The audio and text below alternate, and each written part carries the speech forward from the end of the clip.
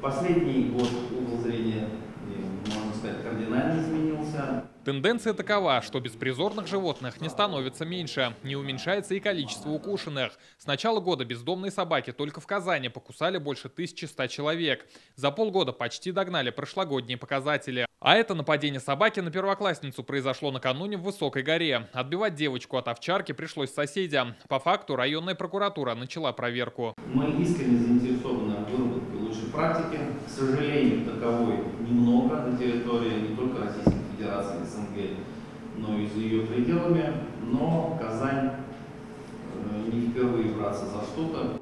Для того, чтобы оценить масштаб проблемы, ректор ветакадемии Рустам Равилов предложил пересчитать безнадзорных животных. В этом помогут студенты. Ильсур Медшин идею собачьей переписи поддержал. Еще одно предложение – бесплатная стерилизация животных во время занятий в учебном заведении.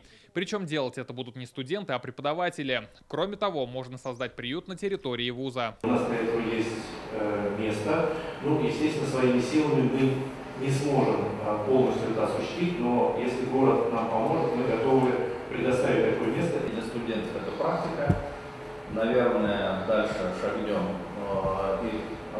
чтобы закрепленные школы были.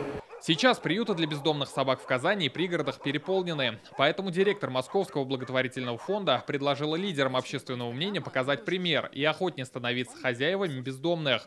Чем чаще жители станут брать животных из приютов, тем быстрее освободившиеся места займут другие питомцы. И вот эти стереотипы, которые сформировались в обществе, что из приюта это обязательно больная, косая, и с ней точно что-нибудь не так, это, наверное, то, с чем стоит работать в первую очередь.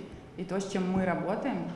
По словам экспертов, есть пробелы и в действующем федеральном законодательстве. В частности, по нему содержание животных в приюте включает в себя и их лечение. Но не установлены критерии, от каких именно болезней. Нет нормы и в отношении владельцев. Подготовлены поправки в действующий федеральный закон об ответственном отношении с животными. Мы считаем, что эти поправки стоит в плане ответственности еще дополнить.